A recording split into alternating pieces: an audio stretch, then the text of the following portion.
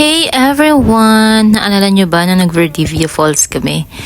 So, pag-uwi, dumaan kami dito sa Mount Brigino. Along the way lang naman kasi siya, so sabi ko, puntahan na namin. Medyo matarik yung daan papunta ha, para akong nag-drive pa Baguio. Malawak nga rin pala yung parking nila, hindi kaya mamamroblema. First time nga rin pala namin dito and excited na ako umakyat kasi sa labas pa lang, ang ganda na ng view. Hirap doon ng entrance, di ba nakapasok akit agad. View! 100 pesos nga pala yung binayaran namin per head para sa entrance.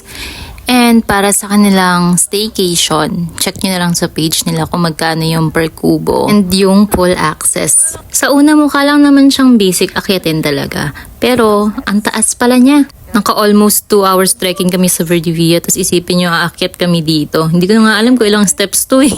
May mga dedicated place nga pala sila para makapag-picture kayo kasama yung view. And in fairness, masusulit mo talaga yung 100 pesos po dito.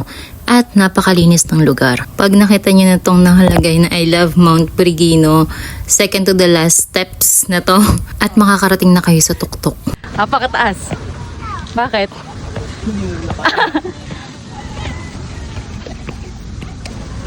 Nakakalula. Woo! So nice. Grabe, ang ganda niya. Worth it yung pag-akyat mo at yung pagod mo. Pero feeling ko kung malululain ka, malulula ka talaga kasi kahit ako ay nalula. Ay, tongue twister ba yun?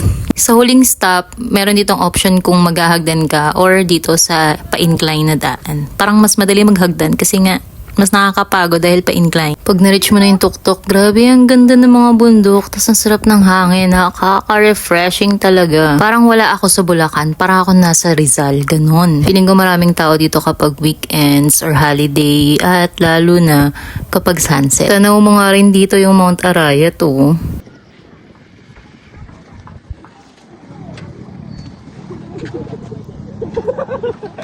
Solo ah. Higit siya mag-isa eh. Madulas ka! Madulas ka! Madulas ka! Dito nga, dito ka.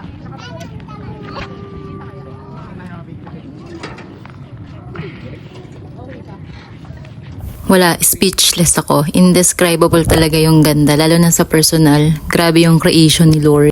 Ito na isa sa mga challenge, ang pagbaba. Kasi gutom na kami, galing pa kaming Valdivia at apos ang sakit ng paan namin kalalakad. Pero nilook forward namin mag-overnight dito para makita mo yung sunset at makita mo rin yung sunrise. May canteen sila dito na pwede kayong bumili ng mga cup noodles or mga silog. Actually, pwede rin naman kayo magbaon. Pero dahil sponty nga lang to, so bibili na lang kami at dahil nagkikrave ako ng tuyo, ayan ang ulam natin for today. Mas masarap nga lang sana kung may ketchup at suka na eh. Habang kumakain nga pala kayo dyan, tanaw nyo rin yung sunset. Kaya ang ganda rin ng view. Grabe no, di mo akalain may ganito sa Bulacan, hindi mo na kailangan pumunta ng Rizal. Kapag kailangan mo lang ma-refresh, lumanghap ng sariwang hangin, day tour lang kayo o kaya staycation lang kayo dito, di ba? Ang sarap lang pagmasdan ng kabundukan, ng kapaligiran. Grabe, thank you Lord for this amazing creation.